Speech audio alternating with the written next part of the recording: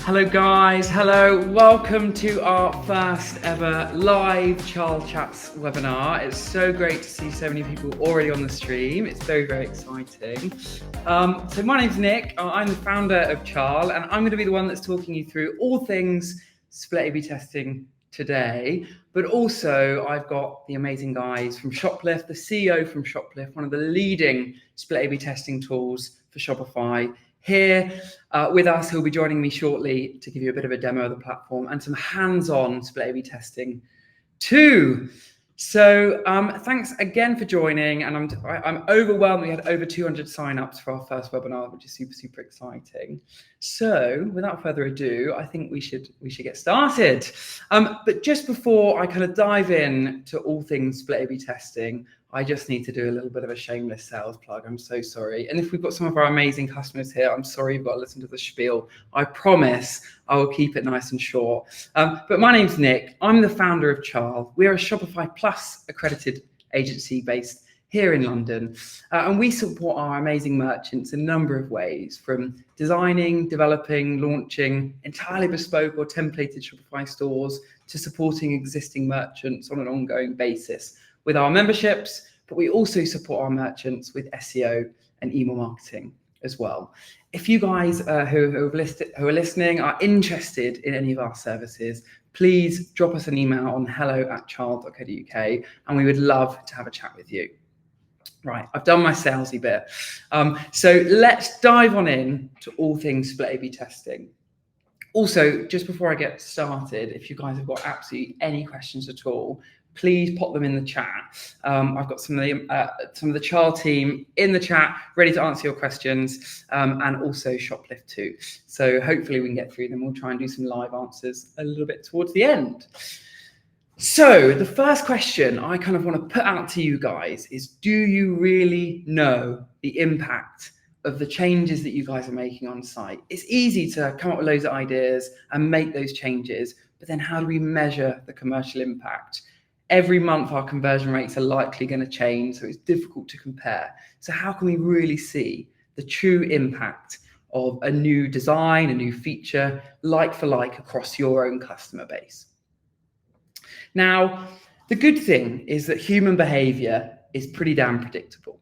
A study of 50,000 people telephone data and their travel plans literally showed that we could predict their travel behavior in 93% of the cases effectively, which is great because it means we don't have to do like a million different websites. Otherwise, I think we'd all find selling online pretty damn challenging. But actually, so this is where split A/B testing comes in and can be really, really powerful for e-commerce businesses when they're looking to see the true impact online by the work that they're rolling out. So split A/B testing, put simply, is showing one version of a website to, say, half of your customers and another version, and seeing which perform better in terms of KPIs like conversion rate, average order value, and more. But why bother, right? We're busy in the e-commerce world. There's always a new campaign to roll out. And actually, if we really get down and dirty with the work that we're rolling out and the way we're measuring it, you can really start seeing a great ROI on the amount of money that you're investing into making on-site changes. So split A/B testing will allow you to improve user engagement, such as bounce rate, time on site, the number of pages that customers are looking at, conversion rate. So testing two different types of landing page, for example, and see which one makes customers convert a lot better, and other KPIs like average order value. But the thing I find really exciting as an agency owner is being able to actually measure the return that you guys are getting from investing into design, development, and on-site changes. Because, hey, you would never roll out a Facebook ad and not look how many more sales you're getting coming back. Now, with split A/B testing and making improvements on-site, I always like to call this the on-site circle of love. Now, what this means is, yes, by testing new features and seeing which ones are better and then rolling out the best ones to everybody, we're likely to improve the main KPIs on site.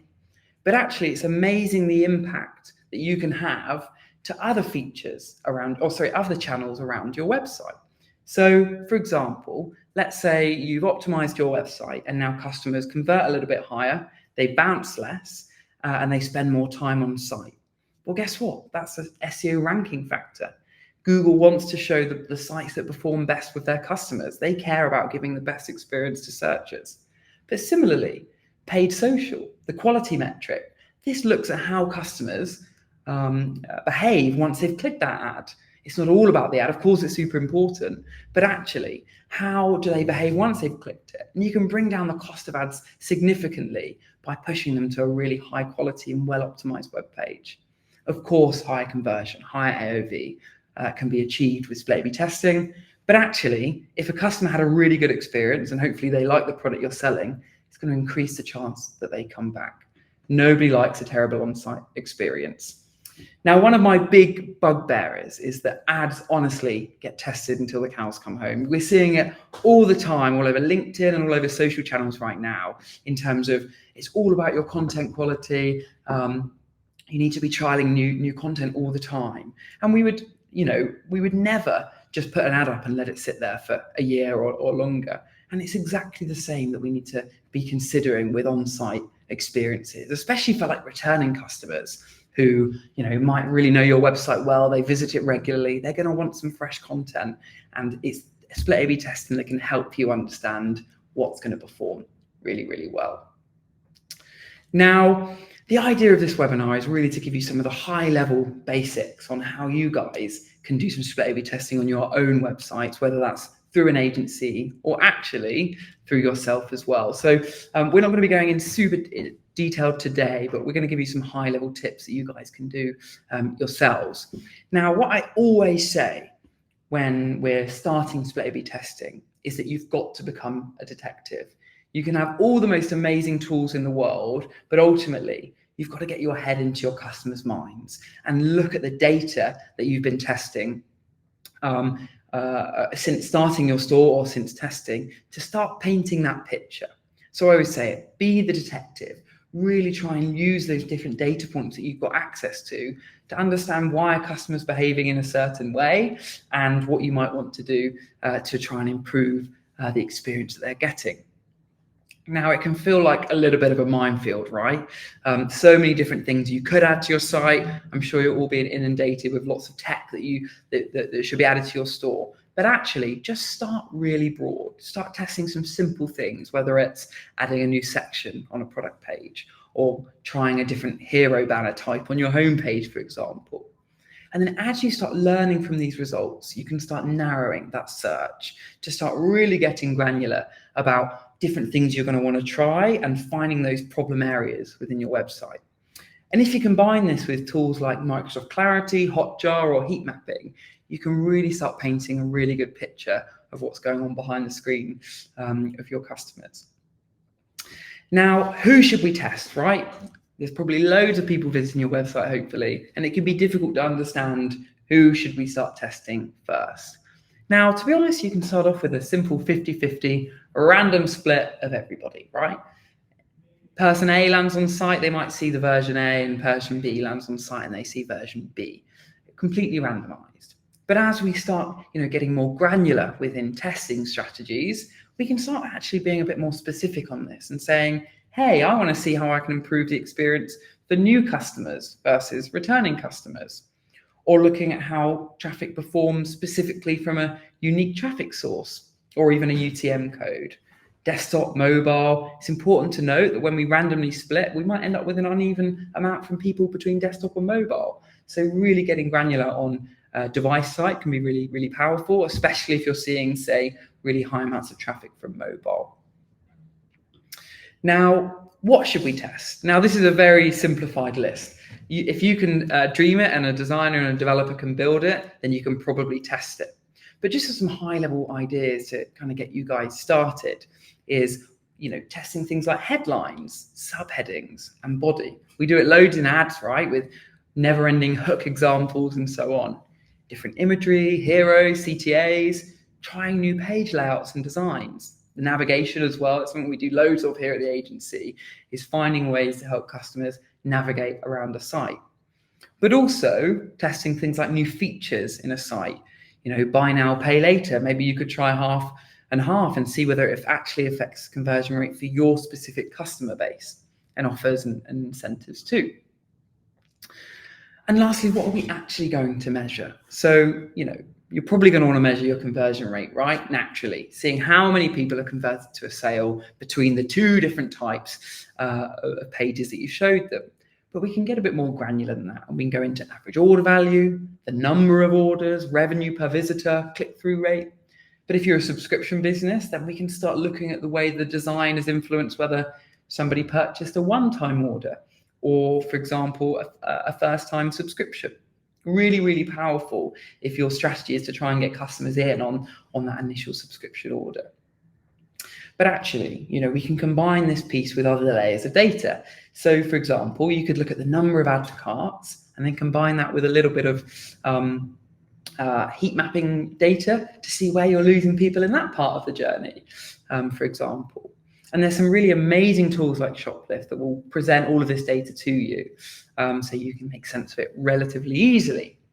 Now, the hard bit, right, it's not particularly difficult to run a test and similarly see the data that we're seeing, but actually interpreting that data can be challenging. Now, mathematicians since the beginning of time have been arguing over when a statistic is significant to a wider population, if you like. So traditionally, it was the frequentists. Now, this typically takes a large sample of people and takes a long time to be able to achieve that significance. But a more modern algorithm is called the Bayesian approach, which I won't go into. I'm no mathematician myself, and I won't go into the ins and outs of the details of the algorithm. But what you guys need to know is most of the platforms now are using that approach. And actually, the data can keep being fed into the algorithm to reach that significance level. And similarly, it doesn't have to have a fixed time period either, which is really, really powerful for us in e-commerce. So let's start right from the beginning. And how do we actually make an impact and start our split A/B testing? Now, when we get some flashy, shiny tools, it can be really, really, easy just to start testing everything. And oh my goodness, wanting to do absolutely everything. But it's really important to note that we want to understand what we're testing and why, because at the end of the day, we're going to be presented with some data and we need to say whether actually that data can tell us anything about our customers. So always start with a hypothesis. So for example, let's say your conversion rate was a bit rubbish and you're a fashion brand and you saw that there wasn't a very good size guide on your product page. So a hypothesis might be customers are not converting because we haven't got clear sizing. Therefore, we want to improve the size guide, make it really easy for them to see, and hopefully that's going to improve the conversion rate. So then what we're going to then want to do is go ahead and create our version of that, say, product page that's got a really clear and beautiful size guide for them to see. Now, one thing I would say is it's really important to stay hypothesis focused in what you're trying to achieve. So in this example, we're trying to see whether the size guide is impacting conversion rate or not. If it's not, then we might want to create a new hypothesis on another reason why conversion rate's been affected. But one thing that can be really easy to do is actually start throwing lots of ideas into one test. And actually, it can be really challenging to then break down what was the key impact there that really changed conversion rate. So try and do things on a very specific level. And it can be challenging if we're doing like wholesale changes to key layouts, for example. Now, the next area is obviously creating a sample of people. Now, luckily, we will have traffic coming to our websites that we can use as our sample of people to test two different versions on. Now, it is important to note that the less people you have coming to your website, it's going to be harder to achieve that statistical significance where you can apply the results to the whole population, if you like. Now, what is really interesting is if you have a smaller sample size, so smaller amounts of traffic, you're going to need to see a bigger change between the two variants to be able to achieve that statistical significance. So let's say 10,000 visits per month, then you're going to need to see at least a 30% difference in, say, conversion rate to achieve that statistical significance. But if you're much higher in the visitor amount, then 10,000 plus up to 1 million, then it could range between 9 and 2% difference. So you're going to get the results a lot quicker. which is really, really powerful. So definitely consider when the right time to start split A/B testing is, and be careful not to generalize results if the sample size hasn't been big. But luckily, amazing split A/B testing tools like Shoplift will inform you when that statistical significance has been achieved. So you haven't got to be a mathematician to do it, because I'm certainly not. And of course, then when we get to the end of the test, like everybody says, well, when does it end? Do I run it for a day? Do I run it for a week, a month? And that really does depend on, the amount of customers that are coming through your website, the amount of people that are actually doing what you want them to do. So converting, buying the certain amount, and achieving that threshold for statistical significance. Now, what that actually means is you can apply that to the whole population, and it's actually likely to impact future customers by the result that we've seen from that previous test. Now, common mistakes that we see merchants making with split A/B testing simply is stopping too early. We've all probably been a little bit guilty of it in terms of seeing the results, and they look really obviously swayed one way. It's fine, we know the answer. But actually, even with us, since we've been running ads, to be honest, 1 week, one ad's performing amazingly, and the second week is not performing too well at all. And you're like, hang on a minute, I would have made the assumption that this was the best ad. So don't stop too early until you know you've achieved that statistical significance. If your sample size is too small, it's going to be difficult to generalize to a wider population.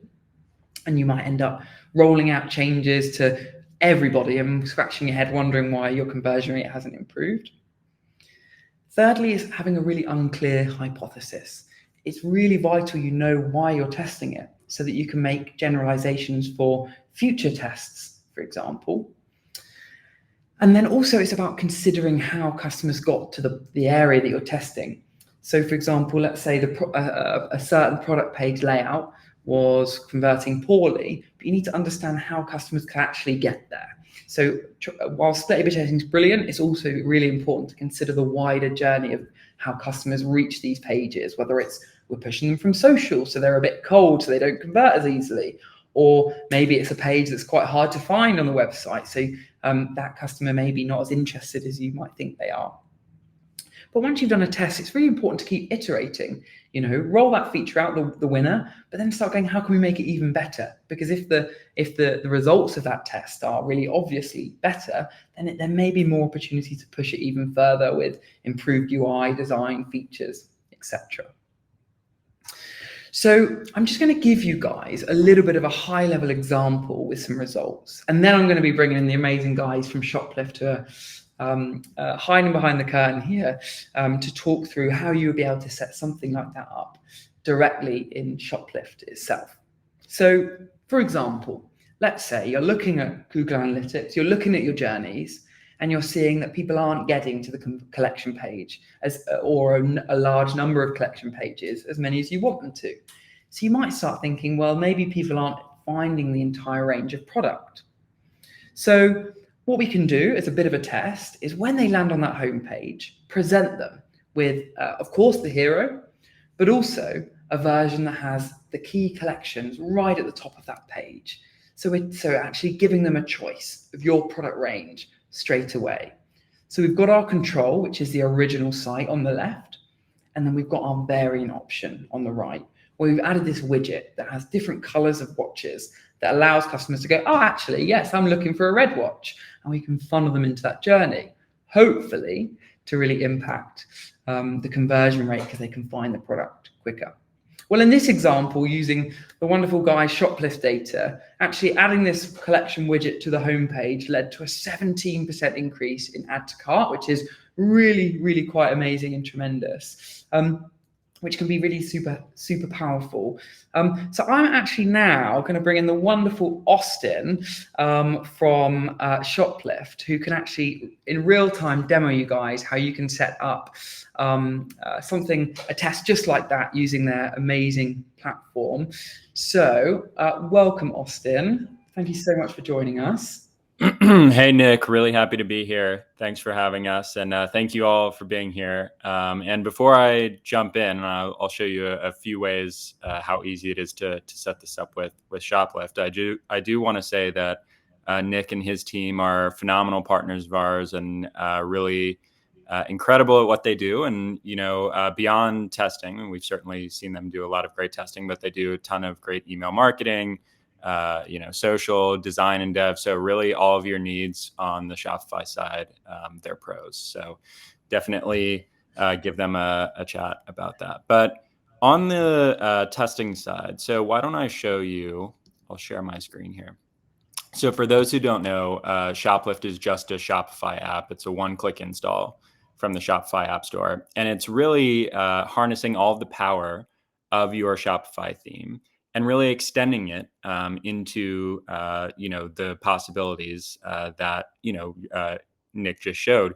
You can get some incredible results. So there are a few ways you can do this. So I have my homepage here that's pulling directly from my Shopify theme. And if I want to, if I have an idea in mind and I want to, start with maybe a small change, I can create a duplicate of my homepage, and then I can just go edit directly in Shopify. And so, depending on the test that I want to run here, I can start with something small. Maybe I want to change this headline here. Maybe I want to change an image. But all of this is made possible directly through my Shopify theme without code. So I can come in here and do this, essentially instantly with Shoplift. But if there's a feature that you want to test, Nick showed that, a collection banner, that maybe that's a feature that your theme doesn't have, and you don't want to spend a bunch of time developing that.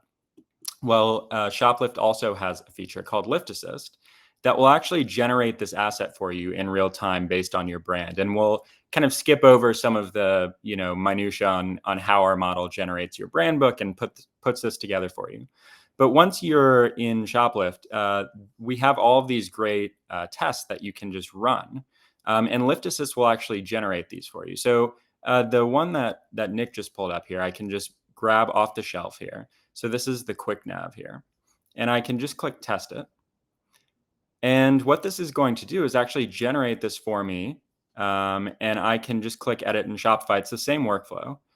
But you'll notice this time when I go to Shopify, I actually have this brand new section here. And you can see it on the left with this lightning bolt. So it's really, the whole premise with testing, and Nick mentioned this earlier, it's you want to isolate the variable, and you want to pick one thing that's really going to, make the difference so that you can measure the impact. But also you want to, A/B testing is about trying to, de-risk and leverage the power of your store. So what you really want to do is you don't want to front load a ton of design and development work only to figure out that, later down the line that this is something that didn't work at all for your users. So the great thing about Lift Assist is that you can actually pull this into your store and get this test live essentially on the same day, depending on the changes that you want to make. And now, you've really put yourself in a position you can see if users are responding, and you can iterate from there. And you can see me doing this here. It's super easy to do. Now I've just added my collections automatically from my Shopify theme. And, I can, maybe I want to do it on mobile only. That's typically where this works the best. Shoplift lets you do it on mobile only. I can change the style here. I won't get into all the options, but this is a great way to set up a test really fast. And then now that I have that change made, I just click save. I come back to Shoplift, and now my test is going to be ready to go. As Nick mentioned, we have all of the segmentation options. You can segment by device, by new and returning visitors. A lot of cases, this is performing really well with new visitors. You can do all sorts of dimensions, countries, so on and so forth. So you have tons of options here, but it's really that simple. Just in the span of my talking to you, we've set this test up. Maybe let's do this for Facebook users. And maybe let's exclude, maybe there's one ad campaign that, we have some special promotion or something. So we actually don't want to include them. So we'll exclude them. But beyond that, now my test is going to be ready to go. I just click save, done. And now I can launch my test. So, that's really how easy it is. You've just seen me do it. And, I think Nick had a lot of good tips in terms of starting small, starting quick, doing all of the, making sure you're waiting for your test to actually reach significance. I know we've all been there. We've waited, a couple days, and we're saying, why isn't it ready yet? And sometimes, it takes a few more days, but typically, within a week or two, and sometimes even quicker, as Nick said, depending on the, how your results are coming in, you can get meaningful results. And Nick mentioned the 17% add to cart rate. Obviously, that's over the 2 weeks or the 1 week of the test. If you think about that on an annual basis or even a multi-year basis, and you start compounding these results on top of each other, this can really change the complexion of your whole business, right? This can really be the difference between millions of dollars of revenue. So it's very substantial, and I think that's why A/B testing is so important, and why we're so passionate about it at Shoplift. So I hope that was helpful to see, and yeah, thank you all for being here. Awesome. Thank you so much, Austin. I think one thing that we found really, really exciting is that actually we've had merchants say to us, look, yes, we're working with you on our membership service where they're rolling out new features, but actually in the meantime, they've been able to double down on the changes they're making on site with your tool, whether it's just adding a new section that already exists within Shopify or using some of your awesome widgets that you've already got available. So actually it's like they're doubling down on the amount of changes they're being able to make. It's almost putting a bit of control back to the merchant as well, which I think is awesome, because hey, design development isn't the quickest process in the world with QA and so on. So it's some feedback we've had, even since the depreciation of the awful Google Optimize, is that your tool really allows merchants to be in control alongside a development retainer. That's right. And obviously you always want to increase those KPIs, but this also lets you just support all of your decisions with data, right? You mentioned loyalty, you mentioned some of these other things that you're doing.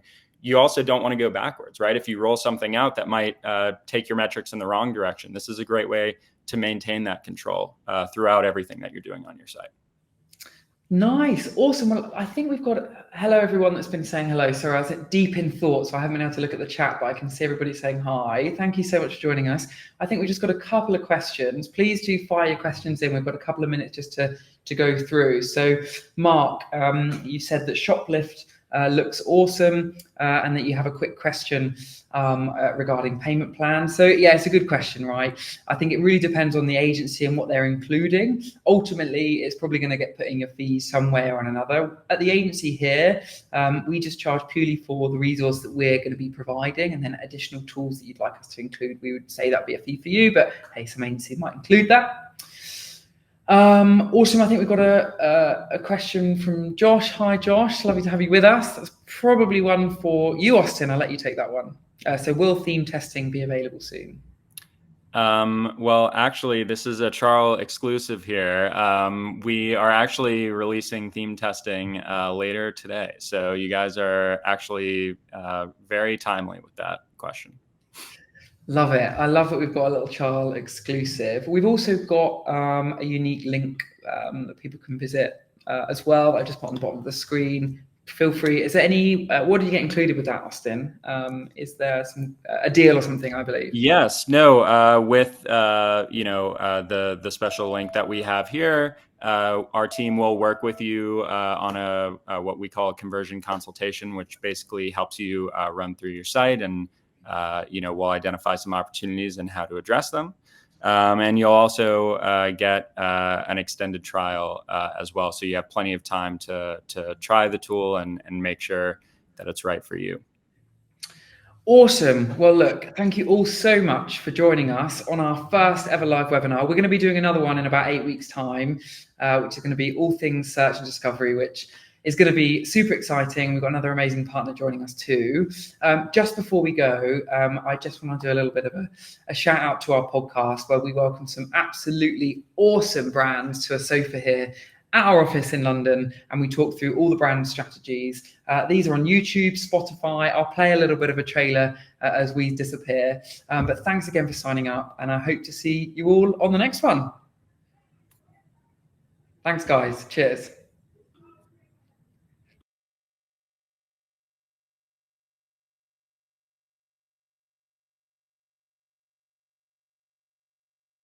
This is it. Welcome back. Welcome back. Welcome. The very first to episode 2, 3, 4, 5. I'm James Collingham. Ollie Johnson. Sarah. Teddy Robinson. Georgie Samra, International E-Commerce for the Cambridge Satchel Company. The Director of E-Commerce for Pooch and Mutt. Managing Director of Space Goods. The CMO of Grind. Chief Commercial Officer for Percival Menswear. Of CharleChats. CharleChats, the e-commerce podcast. My name's Nick. I'm Andre. I'm Ben. I'm the founder of Charle. I'm the new business manager at Charles. I'm the membership lead here at Charle. A Shopify agency based here in London. I'm so excited to welcome you to our home for some very open, honest, and real conversations with some absolute A players in e-commerce right now. So without further ado, let's do this.